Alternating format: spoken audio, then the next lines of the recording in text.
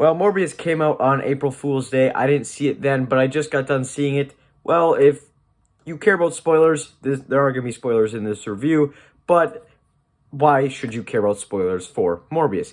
Anyway, let's get into my review.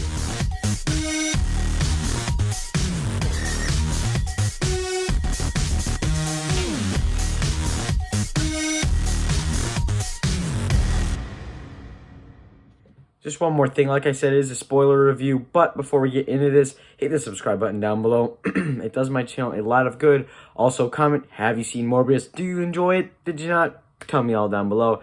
But I do want to say, I've never seen any of these SU movies before Morbius.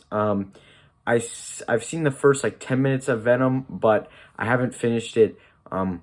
Also, it was on TV. I haven't really watched any of the neither of the Venom movies. So this is really the first kind of introduction for me to the Sony kind of extended universe. I mean, I do have the Blu-ray right here for Venom, and I'll probably buy the one for Venom Let There Be Carnage and Morbius just so I have the franchise.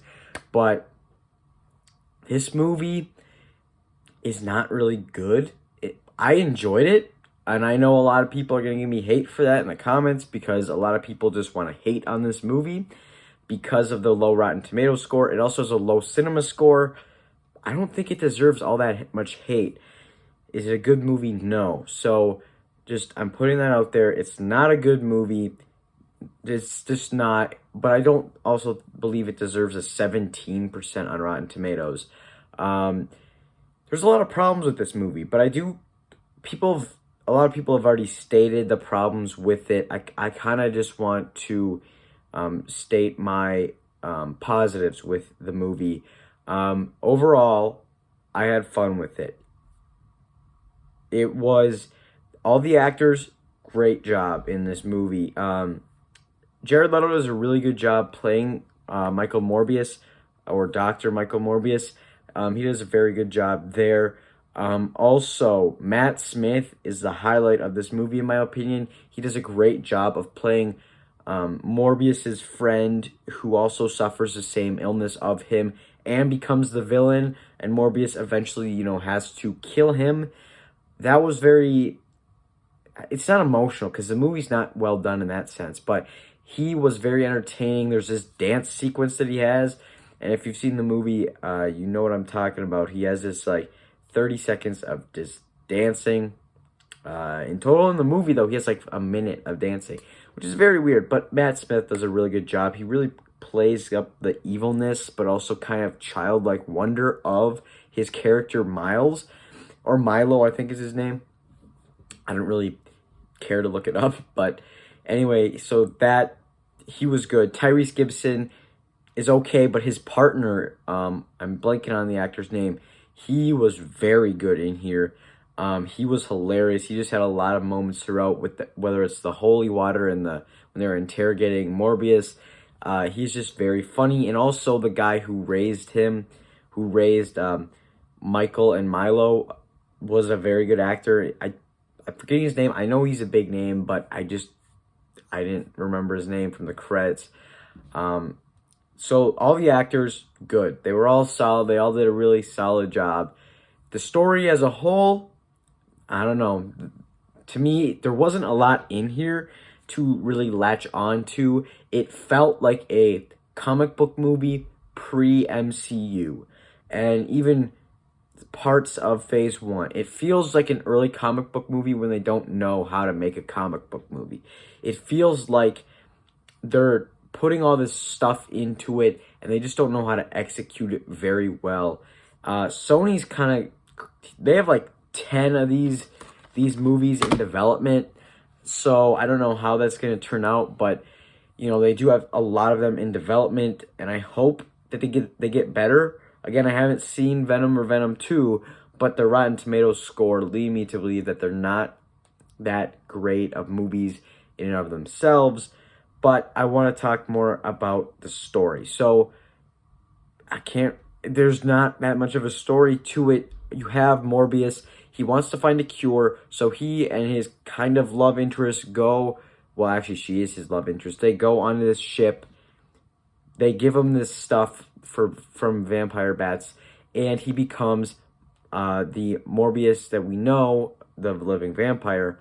And he becomes the living vampire, and he kills like 8 people on the ship. His girlfriend gets hurt, and he calls 911. They investigate the scene. Of course, he floods the scene. He doesn't want to get caught. And then after that, we spend a lot of time actually in his lab. And that was kind of cool to see. The movie's kind of dark. Like, literally, and like the movie is actually dark. Like, the lighting is dark, but it's also deals with kind of deeper themes of like sickness. There's just one real quick before I get back to the story. There's just one really scene that I actually really enjoyed with this little girl who Michael Morbius has kind of grown a bond with, and I really enjoyed all their interactions. She was a very good young actor. She really played well off of Jared Leto. But back to the main story. Again, it's hard to really rethink about this story because not much really happens in the movie. And, some people might like that. Me, I kind of want more to happen, but I still enjoyed Morbius as a whole. It's not a great movie, but so he goes back to his lab. He's running tests.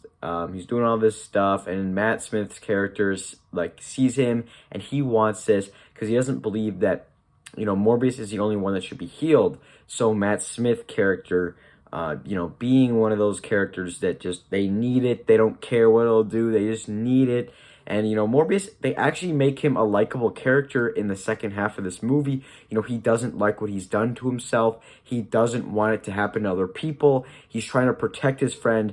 And of course, later we learn on that Milo actually gave himself the same thing that Morbius did in the beginning of the movie. So now he's also a vampire.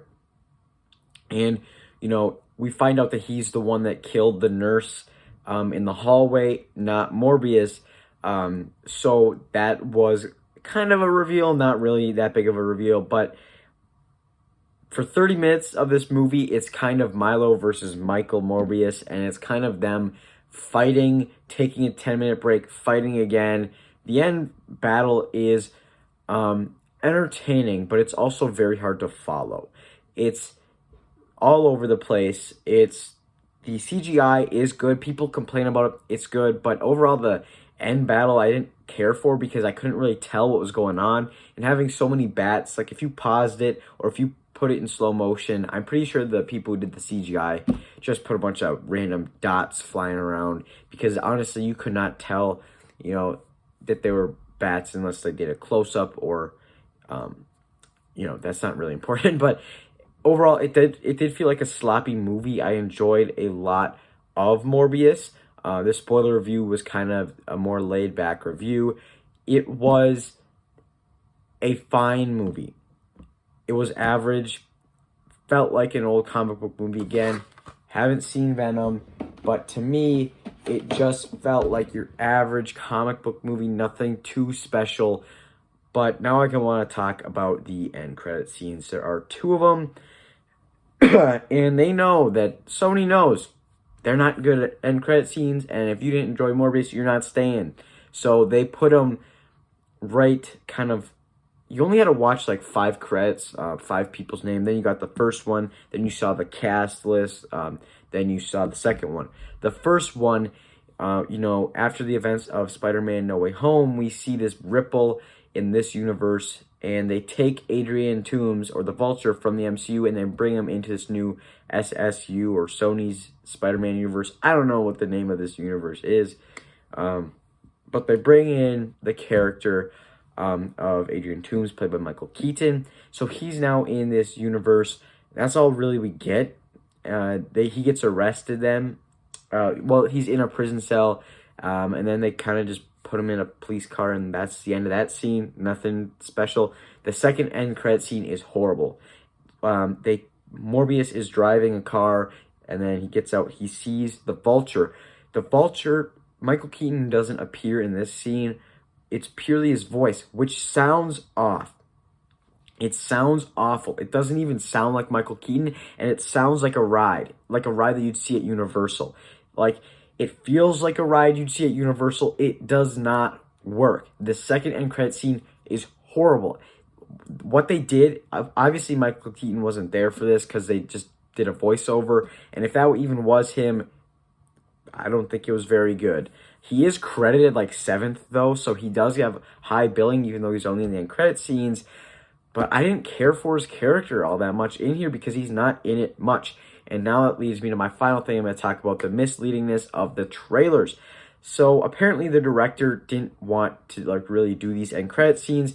And in the trailer, of course, we see Sam Raimi's Spider-Man, a poster on the wall saying murderer. That got a lot of people talking. And well, that's not in the movie at all. That's not in there. The scene that we saw of Michael Keaton in the trailer is not in there either. And Tyrese Gibson's arm is not mechanical in here. He just appears to be a normal arm. So I don't know why they... Also, there's a joke in the trailer where he's like, I'm Venom. Nah, just kidding, I'm not. Well, it's kind of in here, but they don't do the joke. And I don't get why they took that out. He says, I'm Venom. There's no joke. So it makes it very odd that they kept that in there. And overall, this movie is kind of frustrating. I was looking forward to see how bad it was going to be, and it wasn't very bad in my opinion. Then again, I do enjoy a lot of movies, even if they're not good. I find some enjoyment. I found enjoyment in here. It was a fun matinee. I wouldn't spend a lot of money seeing this movie. It was fun. I don't regret seeing it in the theater, and I probably would watch it again. I'll probably will buy it on Blu-ray.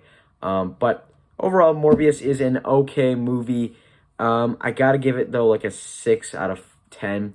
But I still enjoy parts of it. It's just overall, it's kind of a bad movie, but I do enjoy it, and I did enjoy it, actually. I would recommend... I don't know if I'd recommend it, actually. If you're a fan of these Venom movies, check it out. If you're a fan of Jared Leto or Matt Smith, check it out. Other than that, I wouldn't check it out. It's not that mainstream of a movie. It's not as big as a movie as like Spider-Man No Way Home or even Eternals or Venom 2.